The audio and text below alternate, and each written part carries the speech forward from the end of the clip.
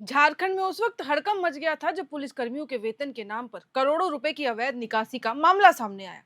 बोकारो में पहला मामला सामने आता है, फिर उसी के कुछ ही घंटों बाद हजारीबाग से भी ऐसे ही घोटाले की खबर आती है। वहां गिरफ्तारियां भी होती हैं। अभी उन गिरफ्तारियों के कुछ ही घंटे होते हैं कि उसके बाद रांची और रामगढ़ से भी ऐसे ही घोटाले सामने आ जाते हैं और अब लगातार इसको लेकर कार्रवाई चल रही है। लेकिन इन सब मामले के बाद अब सामने आया है कि पश्चिम सिंहभूम में भी कोषागार से लाखों की अवैध निकासी हुई है। पुलिस विभाग के खातों में 45 लाख की अवैध निकासी का पता चलते ही अब वहां पे भी हड़कंप मच गया है। यानी कि अब सवाल उठ रहे हैं कि जिस तरीके से झारखंड में ये मामले लगातार बढ़ते जा रहे हैं, आखिर इसके पीछे की पूरी वजह क्या है, इसमें कौन शामिल है। हालांकि मामले की गंभीरता को देखते हुए पुलिस ने कार्रवाई करते हुए जांच वहां भी शुरू कर दी है।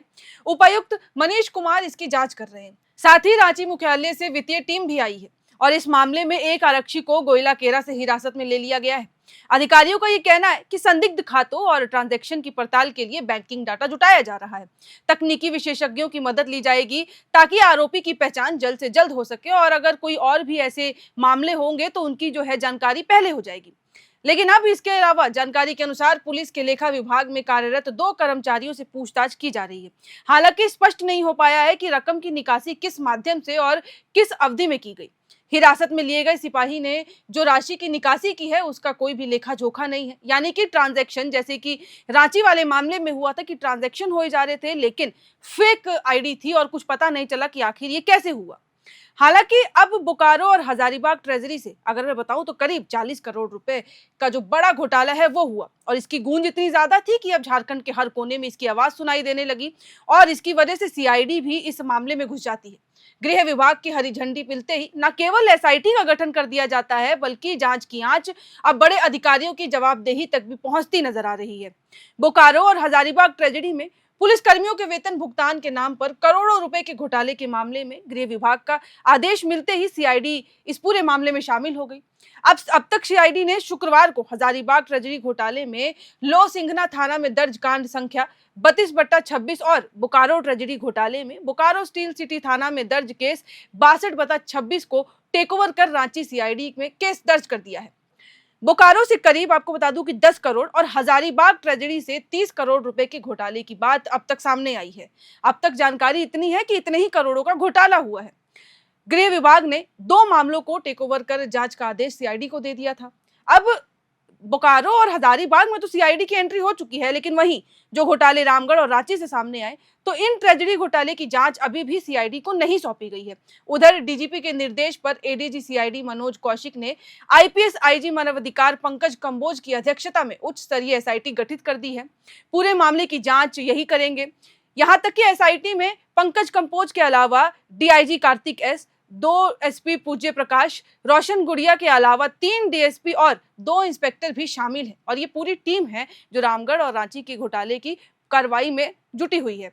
अब एसआईटी की अलग अलग 2 टीम हजारीबाग और बोकारो पहुंच मामले की जांच में जुड़ गई है। उधर देर शाम जांच कमेटी के अध्यक्ष ने दोनों एसआईटी से मामले की कितनी अभी तक डेवलपमेंट हो चुकी है, क्या जानकारियां आई हैं, ये पूरी जानकारी एक वीडियो कॉन्फ्रेंसिंग के द्वारा ली और वहां पे उन्होंने कुछ महत्वपूर्ण निर्देश भी दिए हैं कि आगे कार्रवाई किस तरीके से की जानी चाहिए। ट्रेजरी से वेतन मद में हुई फर्जी निकासी के मामले में गठित उच्च स्तरीय समिति के अध्यक्ष डॉक्टर अमिताभ कौशल ने शुक्रवार को हजारीबाग के उपायुक्त के साथ वीडियो कॉन्फ्रेंसिंग की। बैठक में पुलिस अधीक्षक विशेष कारणों में शामिल नहीं हो सके, उनकी जगह प्रतिनिधि उपस्थित थे जो कि पूरी मामले की जानकारी ले रहे थे।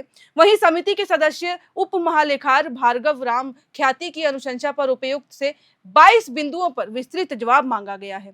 वहीं 1 अप्रैल 2011 से 31 मार्च 2026 तक कोषागार से किए गए भुगतान से संबंधित सभी दस्तावेज उपलब्ध कराने के निर्देश दिए गए हैं। यानी कि जितने भी डॉक्यूमेंट्स, जितने भी दस्तावेज तब से लेकर अब तक इस्तेमाल हुए हैं, सबकी जानकारी मांगी गई है। इससे पहले समिति बोकारो के उपायुक्त और पुलिस अधीक्षक के साथ भी वीडियो कॉन्फ्रेंसिंग कर चुकी है। समिति ने उपायुक्तों से बजटीय प्रावधान, आवंटन आदेश, जिलों की जांच रिपोर्ट के साथ साथ वित्त विभाग के आंतरिक अंकेशन से संबंधित दस्तावेज उपलब्ध कराने को भी कहा है। यानी कि पूरी कोशिश की जा रही है कि जल्द से जल्द इस पूरे मामले का पर्दाफाश किया जा सके। अब दस्तावेज मिलने के बाद समिति बोकारो और हजारीबाग का दौरा भी करेगी ताकि वहां जो घोटाला हुआ है उसमें कुछ बिंदु छूटे हों तो वो भी पता लगाए जा सके। वहीं वेतन मद में फर्जी निकासी के मामले में झारखंड वित्त सेवा संघ ने यह कहा है कि ट्रेजरी स्तर पर किसी भी प्रकार की छेड़छाड़ संभव नहीं है। संघ ने वित्त मंत्री को पत्र लिख कहा कि हाल के दिनों में बोकारो, हजारीबाग और रांची समेत विभिन्न जिलों में हुई अवैध निकासी के मामले में कोषागार की भूमिका नहीं बनती है। झारखंड कोषागार संहिता 2016 और वित्त विभाग के दिशा निर्देशों के तहत डीडीओ स्तर पर ही विपत्र तैयार होता है। उसकी पूरी जिम्मेदारी डीडीओ की होती है। कोषागार कार्यालय सिर्फ विपत्र में दर्ज तथ्यों जैसे भुगतान राशि, लाभुक का नाम, बैंक खाता और आईएफएससी कोड के सत्यापन के आधार पर भुगतान करता है, यानी कि इसमें डीडीओ का भी पूरा रोल होता है। डीडीओ लॉगिन से ही अंतिम रूप से विपत्र तैयार होता है। तो यदि विपत्र में सभी आवश्यक प्रमाण पत्र संलग्न रहते हैं तो भुगतान स्वीकृत किया जाता है, यानी कि इसके परमिशन के बिना तो ये ट्रांजैक्शन होने नहीं चाहिए। संघ ने सरकार से मांग की है कि मामले की निष्पक्ष जांच कर वास्तविक जिम्मेदार जितने भी हैं उन पे कार्रवाई की जाए, ताकि भ्रम की स्थिति समाप्त हो, ताकि निर्दोष इंसान इसमें ना फंसे। हालांकि राज्य पशुपालन विभाग अराजपत्रित कर्मचारी संघ के अध्यक्ष अखिलेश्वर कुमार पांडे ने विभाग में हुए घोटाले और उसके बाद की कार्रवाई पर कई सवाल खड़े कर दिए हैं। जितनी भी अभी तक कार्रवाई की गई है उन पे उन्होंने कड़े सवाल किए हैं। उन्होंने कहा है कि अकेले लिपिक को बलि का बकरा बनाया जा रहा है। पशु स्वास्थ्य एवं उत्पादन संस्थान के लेखापाल प्रधान लिपिक मुनिंद्र कुमार को करोड़ों के घोटाले में लिप्त पाए जाने के बाद जेल भेज दिया गया। अगर आपको याद हो तो जब ये घोटाला सामने आया था उसके कुछ ही घंटे बाद मुनिंदर को गिरफ्तार कर लिया गया था। अब विभाग ने उन्हें निलंबित भी कर दिया है और इतनी बड़ी घटना निकास एवं व्यवन पदाधिकारी को मिलीभगत के बिना संभव ही नहीं है कि एक इंसान ये पूरी घोटाले को अंजाम दे दे। ये ऐसा कैसे हो सकता है? अब फिलहाल वित्त सेवा संघ जहां ट्रेजेडी की भूमिका को क्लीन चिट दे रहा है, वहीं कर्मचारी संगठनों का यह आरोप है कि छोटे कर्मचारियों को बस बलि का बकरा बनाया जा रहा है। तो अब असली सवाल ये उठता है कि क्या इतने सालों तक चलने वाला ये खेल बिना किसी उच्च स्तरीय मिलीभगत के संभव था, जैसा कि आरोप लग रहे हैं कि बस किसी एक ही कर्मचारी को इस पूरे मामले में फंसा दिया जा रहा है।